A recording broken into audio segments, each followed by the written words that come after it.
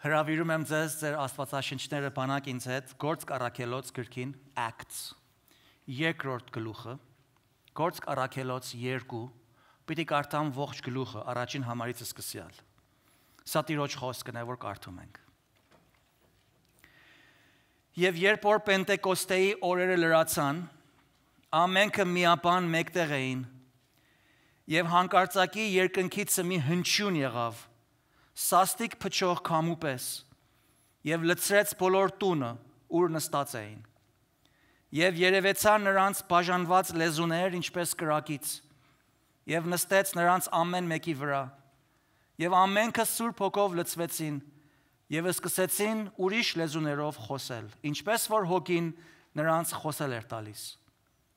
եւ Երուսաղեմում բնակված էին հрьяաներ աստվածավախ մարդիկ Երկնքի տակի ամեն ազգերից եւ երբ որ այս ձայնը եղավ բազմությունը եկավ մեկտեղ եւ կիտվեցավ որովհետեւ ամեն մեկը լսում էր նրանց որ իր լեզվով խոսում էին եւ ամենքը հիանում եւ զարմանում էին եւ իրար ասում էին չէ որ ահա սրանք ամենքը որ խոսում են գալիլեացի են եւ ինչպես մենք ամեն մեկս մեր լեզվով լսում ենք որ նրանում ծնված ենք պարթևներ եւ մարկ Եվ եղամացիկ, եւ բնակողներ Միջագետքի, Հրեաստանի եւ Կապադովկիայի, Պոնտոսի եւ Ասիայի մեջ, Փրուգիայի եւ Պամփյուլիայի մեջ, Եգիպտոսումը եւ Լիբիացիների կողմերումը, Կյուրենեի մոտ եւ նորայեք հռոմեացիներ, հрьяաներ եւ նորահավատներ, կրետացիներ եւ արաբացիներ։ Լսում ենք, որ նրանք մեր լեզուներով Աստծո մեծամեծ բաները խոսում են։ Եվ հիանում էին ամենքը եւ զարմանում եւ մեկը մյուսին ասում էին սա ինչ պիտի լինի իսկ ուրիշները ծաղր անելով ասում էին քաղցույով արբած են եւ Պետրոսը վեր կացավ այն 11-ի հետ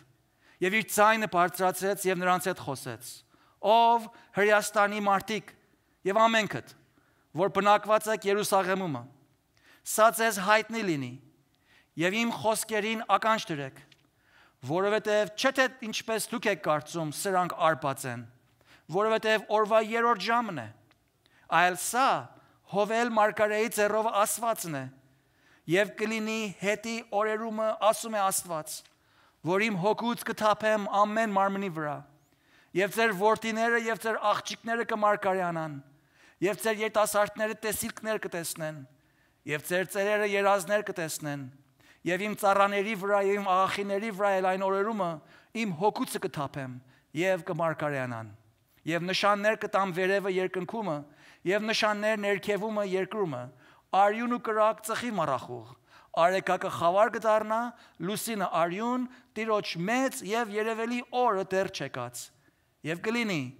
ամեն ով որ տիրոջ անունը կկանչե կփրկվի ով իսրայելացի մարդիկ Այս խոսքերը լսեցեք Հիսուսն ազովրեցին այն մարդը որ Աստվածանից ցույց տրվեցավ ցեզանում զորություններով եւ հրաշքներով եւ նշաններով որ Աստված նրա ձեռով արավ մեր միջումը ինչպես դուք ել գիտեք նրան որ Աստծո սահմանված խորհրդովը եւ կանխագիտությունով մատնված էր արիք անօրինների ձեռով փայտի վրա բևեռած Դուք սպանեցիք, որին Աստված հարություն տվավ մահի ցավերը լուծելով, որովհետև կարելի չէր, որ նա բռնվի նրանից։ Վասնզի Դավիթն ասում է նրա համար. Առաջուց տեսնում էի Տիրոջն ամեն ժամանակ իմ առաջին, որ իմ աջ կողմն է, որ չսասանիմ։ Սրա համար իմ սիրտը ուրախ եղավ եւ իմ լեզուս ցնծացավ եւ իմ մարմինն էլ հույսով կբնակվի։ Որովհետև իմ անձը չես թողիլ գերեզմանումը եւ ոչ էլ քո սրբին ապականություն տեսնել կտաս։ Կյանքի ճանապարհները ճանաչեցրիր ինձ, քո երեսի ուրախությունով կլցնես ինձ։ Մարդիկ եղբայրք, պետք է համարձակությամբ ասեմ ձեզ, Դավիթ նահապետի համար, թե նա մեռավել, թաղվեցավել եւ նրա գերեզմանը մինչեւ այսօր մեր միջումն է։ Իսկ որովհետև մարգարե էր եւ գիտեր որ Աստված երդումով երդվավ նրան եւ նրա երանքի պտղիցը մարմնի կողման է հարուցանե Քրիստոսին նրա աթոռի վրա նստեցնելու համար առաջուց իմացած խոսեց Քրիստոսի հարության համար, թե նրա անձը գերեզմանումը չթողվեց եւ ոչ էլ նրա մարմինը ապականություն տեսավ։ Սույն այս Հիսուսին Աստված հարություն տվավ, որի վկաներն ենք մենք ամենքս։ Արդ Աստծո աջովը բարձրացած եւ Սուրբ Հոգու խոստմունքը հորիցը առած թափեց այս, որ դուք հիմա տեսնում եւ լսում եք, որովհետեւ ոչ թե Դավիթը վերելավ երկինքը, բայց ինքն ասում է. Տերն իմ տիրոջն ասեց, իմ աջ կողմին նստիր, մինչև քո թշնամիները քո ոտների պատվանդան դնեմ։ Հիմա թող ստույգ գիտենա Իսրայելի բոլոր տունը, որ Աստված նրան Տեր եւ օծյալ արավ, սույն այս Հիսուսին, որին դուք խաչեցիք։ Եվ երբ որ այս լսեցին, իրենց սրտերումը զղջացին եւ ասեցին Պետրոսին եւ մյուս առաքյալներին. Ինչ անենք, մարդիկ եղբայրք։ Պետրոսն էլ նրանց ասեց. Ապաշխարեցեք եւ ձեզանից ամեն մեկը թող մկրտվի Հիսուս Քրիստոսի անունով մեղքերի թողության համար եւ Սուրբ Հոգու պարգևը կընդունեք, որովհետեւ ձեզ եւ ձեր որդկանց համար է այս խոստմունքը եւ այն ամեն հեռավորների համար, որոնց մեր Տեր Աստվածը կկանչե։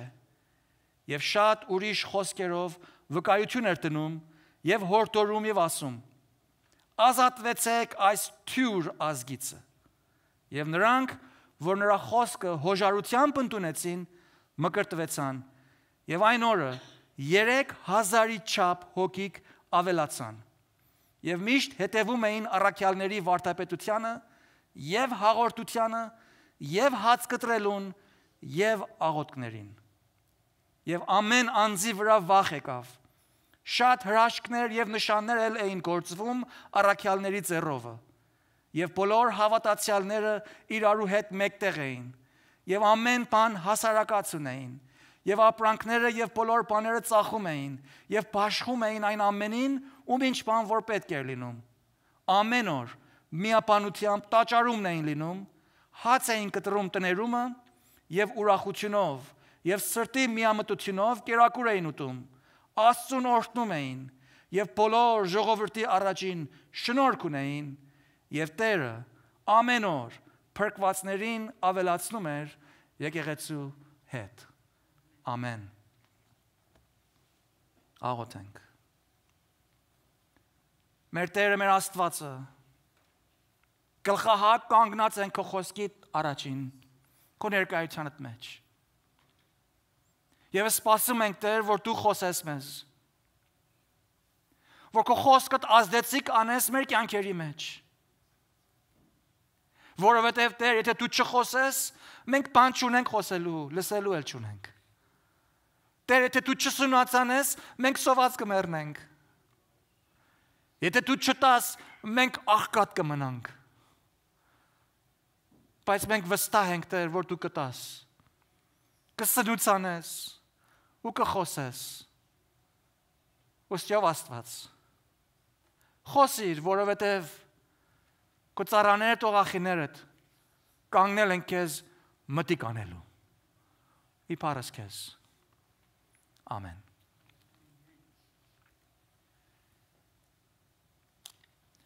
Այսօր զատկվա տոնակատարությունից 7 շաբաթներ կամ 50 օրեր հետո հիշատակվում է այն օրը, որի մասին կարդացինք, թե երբ Պենտեկոստեի օրերը լրացան։ Տիրոջ շնորհքով այսօր նախ պետք է նայենք Պենտեկոստե բառի իմաստին եւ այն օրում տեղի ունեցած եղելության, այսինքն Սուրբ Հոգու ուղարկվելուն, եւ ապա նկատի առնելով Պետրոսի տված քարոզը, պիտի նայենք Սուրբ Հոգու ներգործությամբ Պետրոսի քարոզից հետո ունկնդիրների ընտարարքին։ Ուրեմն առաջին կետում տեսնենք, թե ինչ է նշանակում Պենտեկոստե եւ որտեղից է ծագում առնում այս Պենտեկոստեի տոնակատարությունը։ Պենտեկոստե հունարեն լեզվով նշանակում է 50 օրեր, Պենտե 50, Կոստե օրեր, 50 օրեր։ Ըստ հին ուխտի կանոնին, հրյաներ իրենց զատկվա կամ ավելի ուղիղը անցանակի, Passover։ Սրանից հետո զատիկ չեմ ասելու, այլ անցանակ եմ ասելու, որպեսզի մենք վարժվենք մեր ականջների մեջ։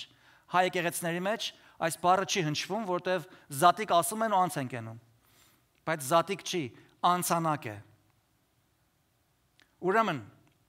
անցանակի տոնակատարությունից 7 շաբաթներ լրանալուց հետո առաջին օրը 50-րդ օրում հրյաներ հին ուխտի համաձայն տոնում էին շաբաթների տոնը։ Երկրորդ օրինաց 16:9-ից սկսյալ կարդում ենք անցանակի տոնակատարությունից անմիջապես հետո Աստծո տված պատվերը։ Աստված ասում է երկրորդ օրինաց 16:9-ի մեջ. Դու քեզ համար 7 շաբաթ համրես, հունձքի մեջ մանգաղը սկսելիս սկսիր համրել 7 շաբաթ։ Եվ քո Յահվե Աստծուն քո տված օրհնության համեմատ ձեռքիդ եկած կամավոր նվերը տաս եւ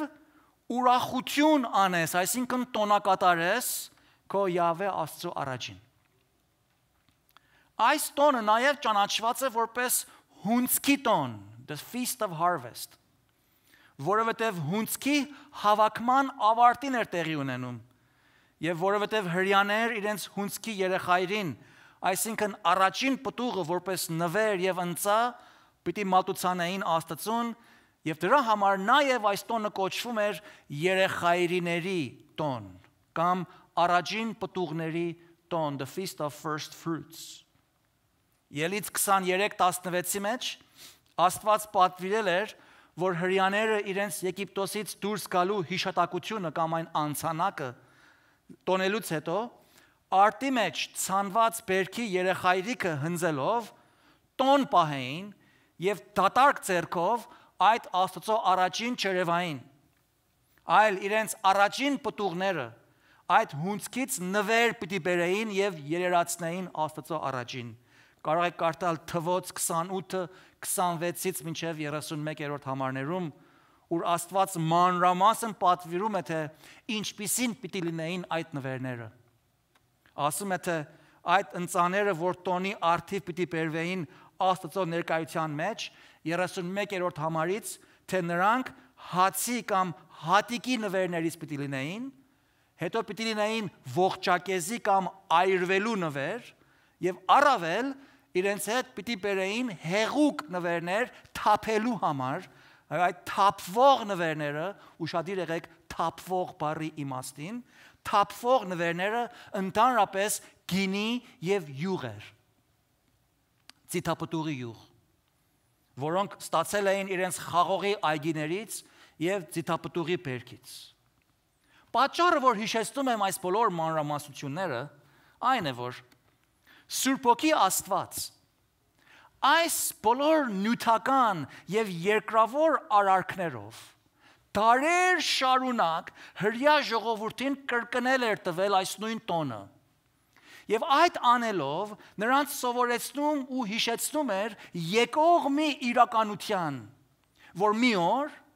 ապագային շատ ավելի բացահայտաբար, շատ ավելի փառավոր կերպով պիտի տեղի ունենար այն սքանչելի բացահայտությունը, այն իրականությունը, որ Աստծո ժողովուրդը պիտի օրհնվեր Աստծո մշտենջենավոր ներկայությամբ, նրա հոգու ներբնակող ներկայությամբ։ Հացն ու հատիկը մարդուս նախնական սննդամթերքներն են, կյանք տվող նախնական պիտույքն են։ Հացի կամ հատիկի նվերը ներկայացնում է այն ուղարար կյանքը, որ Հիսուս պիտի ապրեր եւ իր մով հավիտենական կյանք ստացողների փոխարեն պիտի ապրեր եւ այդ ուղարար կյանքին վստահողները հավիտենական կյանք պիտի ստանային Հիսուսից։ Դրա համար էր, որ Հիսուս ասաց Հովանու 6:35-ի մեջ. Ես եմ կյանքի հացը, ինձ մոտ եկողը չի սովիլ։ Նաեւ այս հրյաները պիտի բերեին ողջակեզի նվեր։ Սա այն նվերն էր, որ նրանք մի անարատ կառ պիտի մորթեին եւ լիովին ամբողջովին կրակի վրա պիտի կիզեին կամ այրեին։ Դրա համար հայերեն գրապար լեզվով ամբողջովին այրված կամ ողջ կիզված նվերին ասում ենք ողջակեզ, ողջ կերպով կիզված։ Այսինքն ամբողջովին այրված։ Սա կատարվում էր որպես մեղքի քավության նվեր, որը ներկայացնում էր այն ապագային եկող մահը, որ տեղի պիտի ունենար որպես մեղքի պատիժ եւ որպես Աստծո մեղքի դեմ փորփոքված բարկությունը հանդարտեցնող լիովին օրինապահության պահանջը լրացնող մի արարք։ Այս ողջակեզը ներկայացնում էր Հիսուսի փոխանորդաբար զոհը, որ մեղքերի քավության համար պիտի մատուցվեր Աստծուն։ Այս երկու նվերների կողքին նաև հրյաները բերում էին թափվելու նվերները, այսինքն այն հեղուկները, յուղը և գինին։ Յուղն ու գինին ներկայացնում էին Սուրբ Հոգուց եղած օծության և հավիտենական կյանքի հավերժ ուրախության օրհնությունները։ Եվ Աստծո փրկության որպես արդյունք դրանք պիտի թափվեին Աստծո փրկյալների վրա։ Այս բոլորը իրարու հետ կապակցություն ունեցող խորհուրդներ են, պատկերազարդ են և խոր իմաստալի են և բացահայտում են Աստծո փրկության ծրագիրը և այդ ծրագրի ճշգրիտ մանրամասնությունների գործադրությունը։ Այս տոնակատարությունները Աստծո շնորհած ուխտի գործադրության պատկերաբանություններ էին, որ հրյաները դարեր շարունակ ամեն տարի կատարում էին, մինչև որ մի օր, ինչպես կարդացինք, վրա հասավ այն մարգարեացված օրը, որ դարձյալ իրենց սովորության համաձայն նույն ծիսակատարությունը կրկնելու համար բոլոր հրյաները, թե ներքին հրյաներ Հրեաստանում, թե սփյուռքից հավաքված հրյաներ, հավաքվել էին այդ նույն ծիսակատարությունը անելու։ Նրանց հետ նաև հավաքվել էին Հիսուսի աշակերտները, որտեղ հրյա էին։ Այդ տոնական օր էր, որի մասին կարդում ենք, թե երբ այդ հիսնական օրերը լրացան և վրա հասավ ճիշտ այն 50-րդ Պենտեկոստե օրը, այն օրումը բոլոր աշակերտները, ներառյալ Պետրոսը, միապան մեկտեղ էին, անշուշտ, հավաքվել էին տոն անելու։ Նրանք արդեն տեսնվել էին հարուցյալ Հիսուսի հետ։ Տեր Հիսուս արդեն իսկ իր եռակի կոչով Պետրոսին վերականգնեցրել էր։ Հիշում եք Պետրոսին, չէ՞։ Ով որ ուրացավ Հիսուսին 3 անգամ։ Հետո դառնապես զղջաց ու լացավ և իր կատարած սխալը ընդունեց։ Կարդում ենք, թե Տերը նրան եռակի կոչով վերականգնեցրեց։ Եվ հիմա բոլորը միապանությամբ հավաքվել են տոնելու հունցքի կամ երեխայիների կամ շաբաթի կամ Պենտեկոստեի տոնը։ Հիշելու ենք, որ Տերն իր աշակերտներին հիշեցել էր սրանից առաջ, թե որդի Աստված պիտի խնդրեր Հայր Աստծուն, որ Հայրը ուղարկեր Հոգի Աստծուն և Հայրը պիտի ուղարկեր այդ մի ուրիշ Մխիթարիչին և այն ճշմարտության Հոգուն, որը հավիտյան նրանց և բոլոր փրկյալների հետ պիտի լիներ և նրանց մեջ պիտի բնակվեր։ Իսկ այժմ որդի Աստված երկրի վրա իր ծառայությունը և իր աշխատանքը և Հորը կամքը լրացնելուց հետո և իր առաջին պտուղները քաղելուց հետո, իր երեխայիները հավաքելուց հետո, այսինքն աշակերտներին կանչելուց, հաստատելուց և առաքելություն տալուց հետո, ճիշտ հենց ֆիզիկական Պենտեկոստեի օրվա այս տոնակատարության օրում, որ հազարավոր հրյաներ այս ծիսակատարությունը անում էին ու չէին էլ հասկանում, թե ինչ են անում, այդ երեխայիների օրվա մեջ, երբ որ աշակերտները որպես հրյաներ բերել էին հատիկների նվերները, այրվելու նվերը, յուղի և գինիի նվերը, կարդում ենք, թե երբ որ միապան նստած էին, հանկարծը երկնքիցը մի հնչյուն եղավ, մեծ ձայն, Սաստիկ փչող քամու պես։ Եվ բոլոր տունը, որ նստած էին, այդ ձայնը լցրեց։ Եվ այդ պահին նաև կարդում ենք, թե երևեցան բաժանված լեզուների ինչպես կրակի բոցեր։ Եվ այդ բոցերը նստեցին աշակերտներից յուրաքանչյուրի վրա։ Եվ ամենքը Սուրբ Հոգով լցվեցին եւ սկսեցին ուրիշ լեզուներով խոսել, ինչպես որ Հոգին նրանց խոսել էր տալիս։ Եվ այդ Երուսաղեմում կային շատ հրյաներ աստվածավախ մարդիկ տարբեր ազգերից։ Եվ երբ որ այս կատարվեց, կարդում ենք, թե բոլոր ժողովուրդը հավաքվեցին, տեսնելու թե ինչ է կատարվում այստեղ։ Ամեն մարդ, ամեն սփյուռքից եկող հրյաներ, տարբեր ազգերից եկողներ իրենց լեզուներով լսում էին, թե Աստված ինչպիսի մեծամեծ բաներ է արել։ Արաբը լսում էր արաբերեն, կրետացին լսում էր կրետերեն, եւ չգիտեմ ով ինչ լսում էր իր լեզվով։ Եվ իրանք էլ ասում են, սա ինչպես է կատարվում, որ մենք գալիլեացի մարդկանց, որ մեր լեզուները չգիտեն, մեր լեզվով լսում ենք Աստծո մեծամեծ բաները։ Այնտեղ կային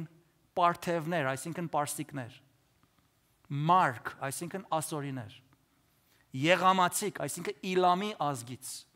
Միջագետքի բնակողներ, այսինքն Իրաքի շրջանից եղողներ, Հրեաստանից, Կապադովկիայից, Պոնտոսից, Ասիայից, Ֆրիգիայից, Պամփիլիայից, Եգիպտոսից, Լիբիայից, Կյուրենից, նաև Հռոմի մեջ ապրող լատին խոսող հրյաներ, կրետացիներ, արաբներ եւ բազմալեզու հավաքված ժողովուրդ։ Ամեն տեսակի մարդ։ Եվ բոլորը լսում էին նույն պատգամը։ Քրիստոս Հիսուսով Աստծո փրկության պատգամը, ավետիսը։ Եվ լսում էին իրենց ամենալավ հասկացած լեզվով, իրենց մայրենի լեզվով։ Հիմա այստեղ պետք է մի քանի կարևոր կետեր հիշել, որպեսզի հետագային կարողանանք ուղիղ հասկանալ եւ ուղիղ մեկնաբանել Աստծո խոսքը եւ հերու ու ապահով մնանք այս օրերում ընդանրացած հոգեգալստական եւ խարիսմատիկ ծուռ սխալ ուսուցմունքներից եւ հաճախել այդ ծռություններից հառաջացած սատանայական անվայել վարքերից ու վերաբուրմունքներից։ Նախ նկատի առնենք, որ այս հատուկ եւ բացառիկ կարողությունը, որ ուրիշ լեզուներով առաքյալները խոսում էին, մի աստվածատուր կարողություն էր։ Երկրորդ համարում Աստծո ներկայության 3 տարբեր բացահայտությունների մասին ենք կարդում։ Աստված ներկայանում է 3 տարբեր manifestation-ներով, այսինքն արտահայտություններով, բացահայտություններով։ Նախ Աստծո խոսքն ասում է, նայեցեք 2-րդ համարին, թե երկնքից սաստիկ փչող քամու հնչյուն եղավ։ Բոլոր տունը լցրեց։ Հետո բաժանված կրակի բոցերի նման լեզուներ երևացին։ Եվ հետո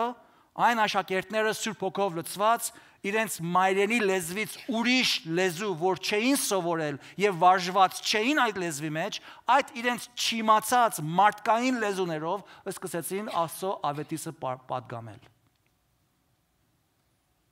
Այստեղ տեսնում ենք Աստծո ներկայության 3 պատկերահայտությունները, որոնց եթե հասկանանք, պիտի օգնեն մեզ հասկանալ, թե ինչու Աստված աշակերտներին այսպես այցելեց։ Նախ Աստված հայտնվում է սաստիկ փչող քամու հայտնությամբ, որ լցնում է բոլոր տունը։ Քամին ներկայացնում է Աստծո ամենազորությունը, նրա ամենուրեկությունը։ Քամին նաև ներկայացնում է Աստծո անզննելիությունը, նրա գերիշխանությունը։ Հիշում եք Տեր Հիսուս Աստծո գերիշխանությամբ Սուրբ Հոգուց ծնվելու մասին, երբ Նիկոդիմոսին խոսում էր, նրան ասաց, որ Սուրբ Հոգի Աստծուց ծնվելը քամուն է նմանում։ Հովանու 3:7-ի մեջ Տերն ասում է Նիկոդիմոսին. մի զարմանալ, որ ասեցի քեզ, թե պետք է նորից ծնվել։ Քամին, որտեղ որ ուզում է, փչում է։ Աստծո գերիշխանության մասին է խոսում։ Եվ նրա ձայնը լսում ես, Բայց չգիտես, թե որտեղից է գալիս եւ որտեղ է գնում, Աստծո անքննելիության մասին է խոսում։ Այնպես է ամեն հոգուց ծնված։ Քամին իր մեջ շարժելու ուժ ունի։ Քամին անտեսանելի է։ Քամուց եղած շարժությունները անգուշակելի են։ Դրա համար այն տանը նստողներին, որոնք Աստծուն իրենց պաշտամունքը մատուցելու համար էին եկել, Աստված իր ներկայությունը, իր գերիշխան, անզննելի, անտեսանելի ուժը, ամենազորությունը, ամենակալությունը քամիի միջոցով բացահայտեց։ Նաև կարդում ենք, թե Սուրբ Հոգին կրակի բաժանված բոցերի հայտնությամբ իր ներկայությունը բացահայտեց։ Կրակը ներկայացնում է Աստծո սրբությունը, մեղքը մաքրող, մեղքը այրող, մեղքը վերացնող, մեղքը եւ մեղքի վտանգը, վնասը եւ բոլոր հետևանքները անհետացող կարողություն ունի Աստծո սրբությունը, նրա կրականման սրբությունը։ Կրակը նշում է Աստծո դատաստանը, Աստծո անխնա, անաչառ, կիզիչ, այրող, ոչնչացնող, մաքրագործող էությունը։ Աստված մեղքի հետ անխնայաբար է վարվում, ճիշտ ինչպես կրակը վարվում է ամեն բանի հետ անխնայաբար։ Որտեղ որ կրակ ընկնի,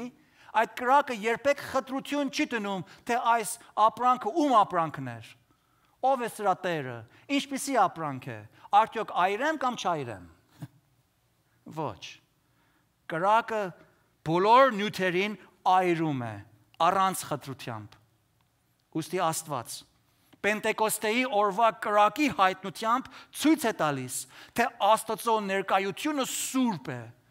առանց մեղքի է, մաքրված է, մաքրող է, մեղքն ու անզեղջ մեղավորը սուրբ Աստծո առաջին տեղ չունի կանգնելիք։ Այնտեղ կանգնողի սրբությունը եւ արժանիքը կստուգվի աստվածային սրբության ամենակատարյալ մակարդակի չափանիշով։ Եվ այնտեղ բոլոր կանգնողներից ուղղարարությունը կստուգվի կատարյալ ուղղարարության համաչափով։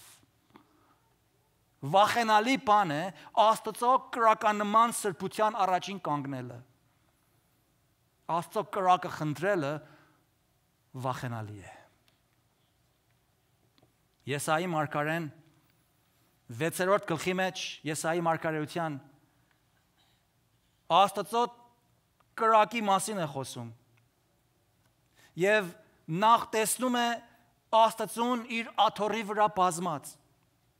Տեսում է, որ նրա փառքը եւ փառքի քղանցքը բոլոր տաճարը լցրել էր։ Եվ տեսնում է Սերովբեկը, որ թրջում էին նրա գահի շուրջ եւ իրարու գոչում էին Աստծուն ասելով. Սուրբ է, սուրբ է, սուրբ է, ով զորած Տերը։ Նկատի առեք, ինչպես նրանք Աստծուն զորքերի Տեր են կոչում, որովհետև Աստծո սրբությունը նրա զորությունն է, կրակի զորությունը նրա այրող բնության մեջ է, եթե կրակը չայրի, ուրեմն կրակը զորություն չունի։ Եվ այդ սրբության կրակով Աստված ոչնչացնում է իր դեմ եղող բոլոր անազանդությունները, աներնությունները, չարությունները եւ բոլոր այսպիսի անզեղջ անողներին։ Մարգարեն ասում է, թե երբ որ ինքը տեսավ այդ սրբությունը, հետո մեկ էլ նայեց ինքն իրեն, ասավ վայ ինձ, որովհետև ես կորսվեցա, որովհետև պիղծ շրթունքներով մարդ եմ։ Եվ տեսավ, որ այն Աստծո հրեշտակներից մեկը ունելիքով Աստծո կրակարանից առավ կրակի մի կտոր եւ քսեց նրա շրթունքներին, վառեց նրա պիղծ շրթունքները, մաքրեց նրանից բոլոր պղծությունները։ Եվ այդ նրա շրթերը սրբվելուց հետո էր, որ մարգարեն Աստծուն պատասխանեց ասելով. ահա ինձ ուղարկիր քեզ համար։ Ուրեմն Պենտեկոստեի օրումը Աստված իր ներկայությունը հայտնում է տարբեր եւ զանազան մարդկային լեզուներ խոսելու կարողությամբ, որպես երրորդ բացահայտություն։ Այս երրորդ հայտնությամբ Աստված բացահայտում է, թե իր որդու կյանքով, մահով եւ հարությամբ մարդ արարածի համար իր նախասահմանյալ փրկությունը եւ փրկության ծրագիրը կատարվել էր։ Եվ հիմա Աստված հայտարարում է այս լեզուների բաժնված բացահայտությամբ, թե այժմ Հիսուսի շնորհիվ այլևս որևէ տարբերություն չկա հրյաների եւ ոչ հրյաների միջև։ Եվ բոլորը կարիք ունեն իրենց մայրենի լեզվով լսել միայն Հիսուսով, միայն Աստծո շնորհքով եւ միայն հավատքով եղած հոգեվոր փրկության բարի լուրը։ Զանազան լեզուներով խոսելու կարողությունը միայն մի նշան էր, որով Աստված այդ օրումը այդտեղ կանգնած բոլոր ժողովուրդներից եւ տոհմերից եւ ազգերից եւ լեզուներից եղող մարդկանց հայտարարում է։ Եվ ահա հոգևորապես փրկության այդ հայտարարությունն է անում, թե Աստծո ժողովուրդ դառնալը, Աստծո արքայության մեջ հավիտենապես ապրելը միմիայն վերապահված չէր հրյաներին, այլ ամեն ով որ Տիրոջ անունը կանչի կփրկվի։ Այս հիման վրա է, որ կարդում ենք, թե աշակերտները սկսեցին ուրիշ լեզուներով խոսել, ինչպես որ Սուրբ Հոգին նրանց խոսել էր տալիս։ Նկատի առնելու ենք, թե այս կարողությունը մի անհասկանալի, անտրամաբանական, անբացատրելի արարք չէր։ Մարդկանց զարմացնելու համար չէր։ Աշակերտների հոգևոր խորունկությունը եւ նրանց հոգևոր փորձառությունը ցուցադրելու համար չէր։ Այլ այս բացառիկ կարողությունը տրվեց մի հատուկ եւ շատ հստակ եւ տրամաբանական նպատակի համար, եւ այն էլ այս էր, որ բոլոր տոհմերից, բոլոր ազգերից եղողներ միայն Հիսուսով եղած փրկության ավետիսը լսեին եւ այդ ավետիսը լսողների երեխայերին հնձվեր։ Այս հրաշքը տարբեր լեզուներով խոսելը չէր։ Տարբեր լեզուներով խոսելը հրաշք չէր, սիրելիներ։ Որովհետև այդ ժողովրդի մեջ կային մարդիկ, որ այդ լեզուներով խոսում են, իրենց մայրենի լեզուն էր։ Այլ հրաշալին այն էր, որ աշակերտները այդ բացառիկ կարողությունը ստացան, որովհետև աշակերտները գալիլեացի հրյաներ էին եւ այդ լեզուները չէին սովորել դպրոցում։ Առանց նախնական վարժողությամբ նրանք սկսեցին տարբեր ազգերի լեզուներ խոսել։ Այդ էր հրաշքը։ Այդ կարողությունը տրվել էր Աստծո նախախնամությամբ հատուկ ծրագրի գործադրման համար։ Եվ որովհետև մի լեզվով հասկացողը մյուսի լեզուն չէր հասկանում, շատերի համար խառնաշփոթ վիճակ ստեղծվեց, եւ ոմանք ասում էին, թե այս մարդիկը օղի են խմել եւ հարբել են, չեն իմանում ինչ են անում ու ծաղրում էին նրանց։ Պետք է նշել այստեղ, որ այս պատահարը, այս եղելությունը բացառիկ է, որ տրվեց միմիայն այն հատուկ օրումը, եւ այսպիսի բան երբևիցե չի կրկնվել ոչ դրանից առաջ հին կտակարանում, ոչ էլ դրանից հետո նոր կտակարանում, եւ ոչ էլ ուրիշ որևէ մի ժամանակ, ու ոչ էլ կրկնվելու է մինչև հավիտյան։ Այս կարողության նպատակը լիարժեք գործադրվեց հենց այն օրումը, եւ Աստված իր ներկայությամբ եւ իր արարքով աշակերտների կյանքում իր ծրագրած նպատակը հաջողությամբ պսակեց։ Աշակերտները տվին Աստծո փրկության լուրը եւ այնտեղ գտնվող զանազան ազգերից, լեզուներից եղող թե հրյաներ եւ թե ոչ հրյաներ Աստծո պատգամը լսեցին եւ շատեր դարձի եկան։ Այլևս այս օրերիս բոլորովին անիմաստ եւ խիստ հակասուրբ գրային է խնդրել Աստծուց, որ նա Սուրբ Հոգին տա,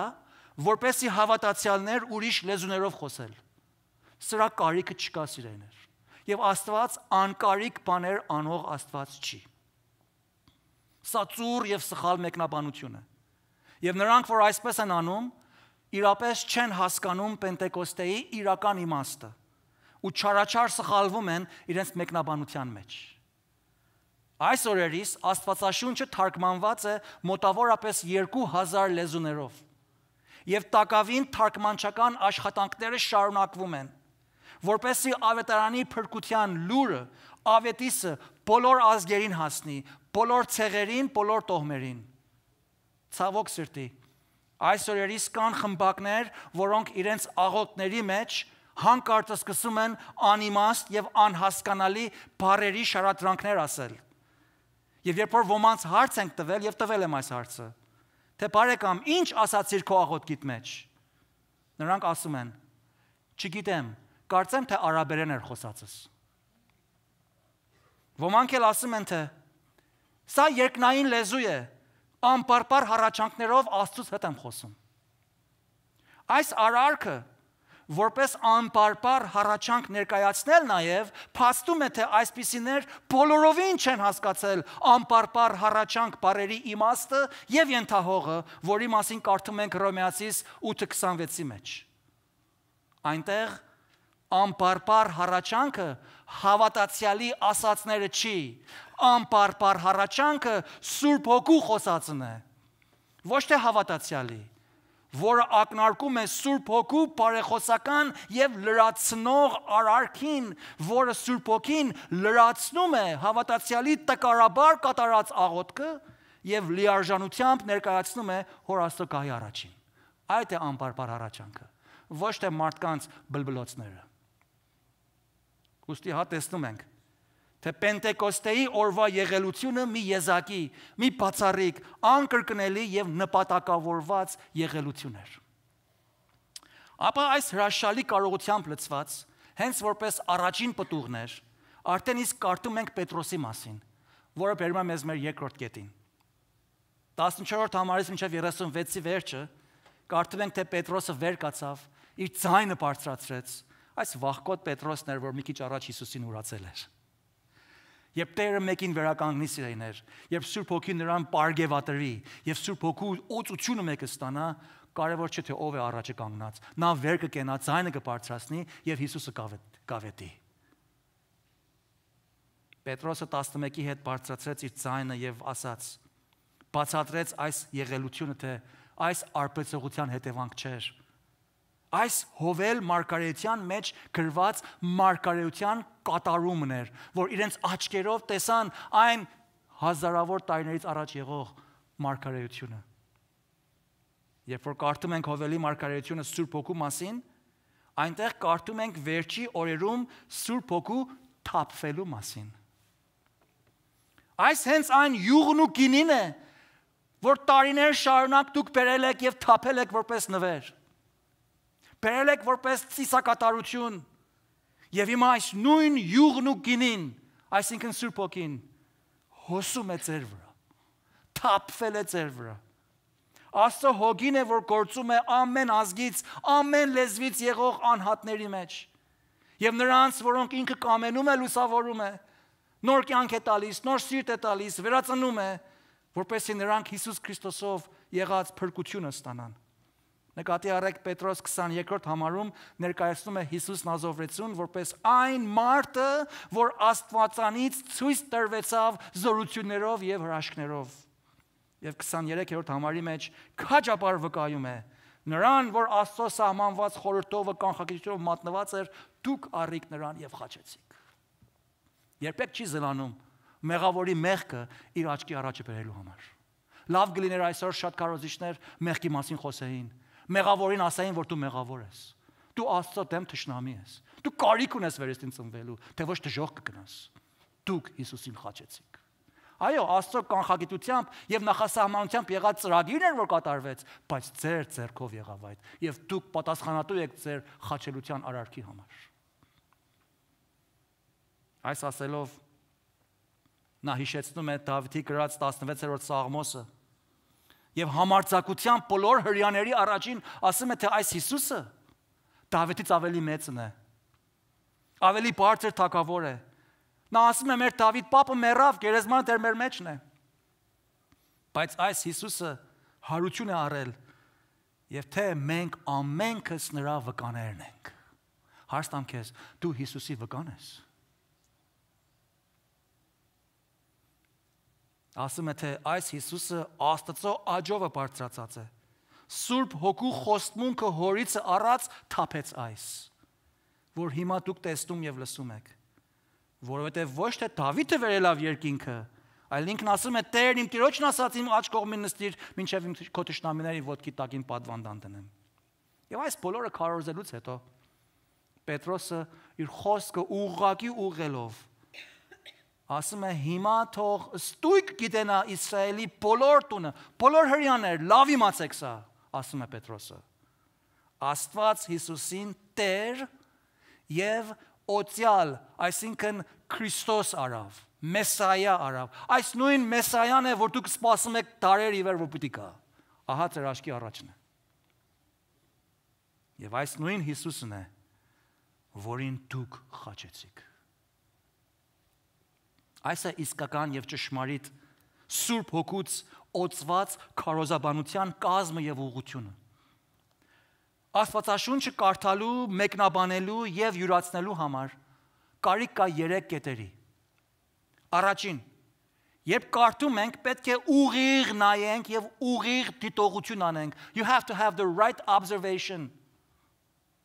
Պետք է պատասխանես քո հարցմանը, թե այս համարի մեջ, որ կարդում եմ, կամ այս խոսքի մեջ, որ լսում եմ, ինչ եմ տեսնում։ Երկրորդ, կարդացածը պետք է ուղիղ մեկնաբանական գործիքներով մեկնաբանել։ Աստվածաշունչը մեկնաբանության ամենալավ գործիքը հենց Աստվածաշունչն է։ Մութ համարները մեկնաբանում ենք ավելի լույս համարներով։ Նկատի ենք առնում ենթահողը, պարունակությունը, համեմատությունը, հակասությունը, լեզվական, քերականական, մշակութային, պատմական տվյալները եւ պատասխանում ենք այս հարցումին, թե ինչ եմ հասկանում իմ կարդացածից, what do I understand։ Եվ երրորդ, ուղիղ մեկնաբանության վրա հիմնում ենք ուղիղ գործադրությունը եւ յուրացումը։ Եվ հարց ենք տալու աղոթքով, թե շատ լավ, տեսա, հասկացա, հիմա ինչ պետք է անեմ։ Այստեղ է, որ Սուրբ Հոգին իր խոսքի միջոցով լուսավորում է մարդկանց սրտերը։ Մեղքի համոզում է տալիս։ Խոսքը ազդեցիկ է դարձնում, մեղավորի մեջ զղջում, խոստովանություն, ապաշխարություն, հավատքի վստահություն է առաջացնում։ Եվ նաև նույն Սուրբ Հոգին, երբ հավատացյալն է կարդում կամ լսում Աստծո խոսքը, իր խոսքի ուղիղ մեկնաբանությունը հավատացյալի համար շինություն, կառուցման եւ օրհնության միջոց է դարձնում։ Նրան մաքրագործության, ավելի սրբագործության է ուղղում, ավելի նվիրման ծառայության է մղում։ Հարց տամ քեզ. ինչ է ասում Հոգին, երբ դու բանում ես Աստծո խոսքը եւ կարդում ես այդ ճշմարտությունը։ Ինչպես է Աստծո Հոգին խոսում քեզ, երբ դու Աստծո խոսքն ես կարդում, կամ Աստծո ծառաներին ես մտիկ տալիս, որոնք խոսում են Աստծո Հոգուց օծված, բանում են Աստծո խոսքը եւ համար առ համար մեկնաբանում են Աստծո խոսքը Աստծո խոսքով։ Դու ինչ ես անում դրա հետ։ What do you do with the Bible? Լինեն դրանք վարդապետություններ, որոնք հաճելի են կամ խորթ են։ Լինեն դրանք հեշտամարս կամ դժվարամարս, սուր, խթանահար։ Ինչ ես անում, երբ Աստծո խոսքը իր մատը դնում է ճիշտ հենց քո արարքի վրա եւ ասում է Պետրոսի նման, դու նրան խաչեցիր։ Երբ Աստծո խոսքը մատնանշում է քո կյանքիդ վիճակը, այն կացությունը, որից դու անցնում ես հիմա, քո պարագան, բացահայտում է քեզ քո տկարությունը, քո հանցանքը, քո մեղանչական հոգեվիճակը, քո սխալը, քո չգիտեմ ինչ։ Երբ վերջին անգամ, երբ Հոգին մատնանշեց քո կյանքդ քեզ, եւ ինչ արեցիր այդ հասկանալուց հետո։ Սա բերում է երրորդ կետին, ուր տեսնում ենք Պետրոսի քարոզի հիման վրա, այս քաչ համարձակ Սուրբ Հոգուց ստացած քարոզի հիման վրա 37-րդ համարի մեջ կարդում ենք. Եվ երբ որ այս լսեցին, այսինքն այդտեղի բոլոր ժողովուրդը, իրենց սրտերումը զղջացին եւ ասեցին Պետրոսին եւ մյուս առաքյալներին. Մարդիկ եղբայրք, ինչ պիտի անենք։ Պետրոսն ասեց նրանց. ապաշխարեցեք եւ ցեզանից ամեն մեկը թող մկրտվի Հիսուս Քրիստոսի անունով։ Մեղքերի թողության համար արեք սա եւ Սուրբ Հոգու պարգևը կընդունեք։ Սա նշում է մեր վերակազմ վարդապետության այն ուղիղ ուսուցմունքը, թե Աստծո փրկարար շնորհքը անդիմադրելի շնորհք է։ Անկարելի է, որ մի պարագայի մեջ խոսվի Աստծո ճշմարտությունը եւ Աստծո հոգին լուսաբանի վերստին ծնունդ տա մի մեղավորի եւ այդ պահին վերստին ծնված մեղավորը հասկանալով Աստծո արարքը մերժի նրա փրկարար շնորհքը։ Սա անկարելի է։ Նրանք, որոնք մերժում են քարոզված ճշմարտությունը, թեպետ լսում են իրենց մարմնավոր ականջով եւ հասկանում են իրենց մարմնավոր մտքով, սակայն նրանց հոգին, նրանց կեդրոնական կառավարման կեդրոնը, սիրտը մնում է մեռած, անկենտան, անվերածին։ Եվ դրա համար է, որ ավետիստը լսելուց հետո մերժելուց ուրիշ բան չեն կարող անեն եւ մերժում են։ Մինչև որ Աստված այդ հրաշքը կատարի իրենց մեջ, հետո կընդունեն։ Իսկ այն մարդկանց համար, որոնք լսեցին Պետրոսի խոսքը Սուրբ Հոգուց, ասում են նրանք զղջացին։ Անգլերեն թարգմանության մեջ ասում է, թե նրանք մինչև իրենց սիրտը կոտրվեցին։ They were cut to their hearts. Ճիշտ ինչպես տանակով մի հատ բան մեջտեղից կիսում ես, կտրում ես, ամեն բան բացահայտվում է մեջտեղ է գալիս։ They were cut to their hearts. Այսպես է Աստծո խոսքը, երբ Աստծո հոգին ազդեցիկ է դարձնում մի մեղավորի սրտի մեջ։ Այս է հրաշքը։ Այս է վերստին ծնունդը։ Այսինքն նրանք վշտաբեկ եղան։ They were contrite to their heart. Ստոջանքի մատնվեցին։ Այս այն զղջումն է, որ մեկը անդրադառնալով իր սխալին, իսկապես ցավ եւ կոծանք է անում։ Զղջում է, իր հոգում զգում է, որ այդ իր սխալով, իր ամենասիրողին, իր ամենաեղող բարեկուտ անձին անարգանք եւ վիրավորանք է բերել։ Եվ ճանանում է դիմել նրա ողորմությանը, դիմել նրա շնորհալությանը, դիմել նրա սիրույն, անդրադառնալով, որ ինք անարժան է, բայց միգուցե կողորմվի։ Եվ պարտական է զգում խոստովանել, պատասխանատու կանգնել իր սխալի համար եւ պատրաստ է հատուցել, նույնիսկ երբ ինքը չի կարող այդ ամենը անել։ Այս մարդիկը Պետրոսից լսելով, երբ խոսեց Հիսուսի մասին եւ նրանով մահի ու գերեզմանի վրա հաղթության մասին, նաեւ լսելով Աստծո նախասահմանության եւ իրենց կատարած հանցանքի մասին, կարդում ենք, թե վշտաբեկ եղան։ Նրանց սիրտը կտրվեց։ Անհապաղ, անդիմադրելիաբար, անվարան հարց տվին, անմիջապես, մարդիկ եղբայր, ինչ պիտի անենք։ Պետրոսն ասաց, ապաշխարեցեք, մկրտվեցեք եւ պիտի փրկվեք։ Եվ այս անելով հոգու պարգևը կստանաք։ Այստեղ հոգու պարգևը չի ակնարկում լեզու խոսելուն։ Երբեք չսխալվեք այդտեղ։ Ոմանք ասում են, տեսար, երբ որ դու ապաշխարես, փրկվես, հոգու պարգևը կստանաս, հետո կսկսես լեզուներով խոսել։ Այդպես չեն կարդում։ Ասում է, հոգու պարգևը կընդունեք վերջակետ։ Լեզուներ խոսելը ներսրսկում է։ Հոգու պարգևը հավատացյալների տրված Սուրբ Հոգու պարգևներն էլ չեն, որոնց մասին կարդում ենք հետագային Առաջի Կորինթացիս եւ Եբրայեցիս տամակի մեջ։ Այդ էլ չի նշանակում։ Այլ այստեղ ըստ տվյալ ենթահողին, այս գլխի ենթահողին, հասկանում ենք, որ հոգու պարգևը հավիտենական կյանքն է, որ Աստծո հոգին տալիս է նրանց, որոնց որ վերածնում է եւ ապա միայն Աստծո շնորհքով, հավատի միջոցով Հիսուսի մեջ, յուրաքանչյուր Հիսուսին հավատացող, վստահող հավիտենական կյանք է ստանում։ Այդ է հոգու պարգևը։ Հոգու պարգևը այն կենաց պսակն է,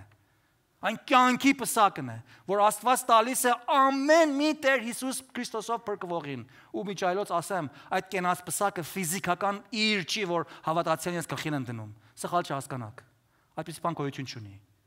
Կենաց պսակը մեր գլխին դրվելիք պսակ չի։ Կենաց պսակը Աստծո շնորհքով Հիսուսի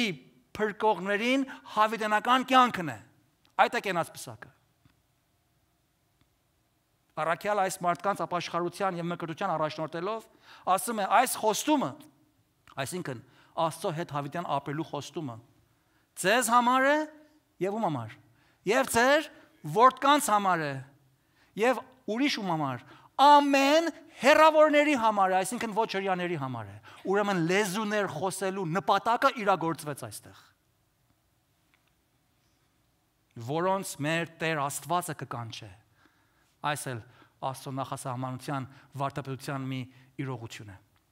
Այս խոսքով առաքյալը բացատրվում է, թե այդ օրվա տեղի ունեցած այդ բոլոր փրկության շնորհքը եւ հավիտենական կյանքի խոստումը Երևան եկավ այդ օրում տեղի ունեցած այդ լեզուների հայտնությամբ եւ հոգու բացահայտությամբ։ Եվ այդ միմիայն հрьяաների համար չէր, այլ բոլոր ազգերի համար էր։ Այն բոլոր խմբակներին պատկանող մարդկանցից, լինեն այս սերունդից կամ ապագա սերունդից, լինեն հрьяաներից կամ օտարներից, բոլոր այն անհատները, որոնք իրենց վստահությունը դնում են Հիսուսի վրա, այս հիանալի փրկությունը պատկանում է նրանց։ Եվ իմիջայլոց սրանք բոլոր այն մարդիկն են, որ Աստված է կանչում նրանց։ Եվ այս նույն շեշտով կարդում ենք, նա հորդորում է, ասում է. ազատվեցեք այս թյուր կամ ծուր կամ շեղված ազգից։ Եվ 41-րդ համարում կարդում ենք, թե նրանք, որոնք հոժարությամբ ստացան նրա խոսքը, մկրտվեցին եւ այն օրը 3000 հոգու չափ ավելացավ։ Եվ հետևում էին առաքյալների վարդապետության հաց կտրելուն աղոթներին եւ այլն։ Այն մարդիկ, որ Սուրբ Հոգուց կոտրվեցին, նաեւ այն նույն մարդիկն են, որոնք հոժարությամբ ստացան Աստծո խոսքը։ Հոժարություն բառը ակնարկում է Սուրբ Հոգու այն արարքին, որը վերածնելով մեղավորին տալիս է նրան անդիմադրելի կամեցողությունը, որով այդ վերստին ծնած մեղավորը փափակում է Աստծուն գալ, հոժարում է գալ Աստծուն, կարողանում է եւ կամենում է գալ Աստծուն։ Հոժարությունը փոխում է վերափոխված, վերածնված հոգուց։ Թե ոչ ինչպես է կարող Աստծո թշնամի սիրտը, որ ոչ հասկանում է, ոչ էլ ուզում է հասկանալ, ոչ էլ կարող է հասկանալ հոգու բաները, հոժարությամբ կա Աստծուն, անկարելի է։ Ուստի կամենալն էլ Աստծուց է, եւ այս հոժարությամբ ստանալը վերստին ծննդյան հրաշքներից մեկն է։ Սիրելիներ, որպես վերջապան, ուզում եմ հիշեցնել, թե այն Սուրբ Հոգին, որ գործածեց Հիսուսից վերականգնված Պետրոսին եւ ազդեցիկ արավ նրանով քարոզված խոսքը, այսօր հենց նույն Աստվածն է, որ նախ փրկում է մեղավորներին նույն իր խոսքի քարոզչության միջոցով, նույն ձևով, նույն Հոգին է, որ գործածեց վերականգնված Պետրոսին եւ նաեւ կարող է գործածել ինձ ու քեզ իր նպատակները իրագործելու համար։ Աղոթենք։ Փառք ենք տալիս քեզ մեր Տերը։ Շնորհակալ ենք խոսքիդ համար։ Փառք ենք տալիս քո ճշմարտություններիդ համար։ Եվ հիմա աղաչում ենք մեր Տերը, որ մեր լսած ճշմարտությունները մեր սրտերի մեջ կընկես։ Երբ կարդում ենք քո խոսքը, լսում ենք քո ճշմարտությունը, մեզ լսող ականջ եւ կամեցող հոգի շնորհես, որպեսզի մենք տեսնենք, թե ուր պետք ունենք ճշտվելու, ուր պետք ունենք առավել սրբանալու եւ քո կամքդ, քո խոսքիդ միջոցով մեր կյանքերի մեջ գործադրելու։ Օրհնես խոսքիդ մատակարարությունը յուրաքանչյուրիս համար եւ պտղատու դարձնես իբարս քեզ։ Ամեն։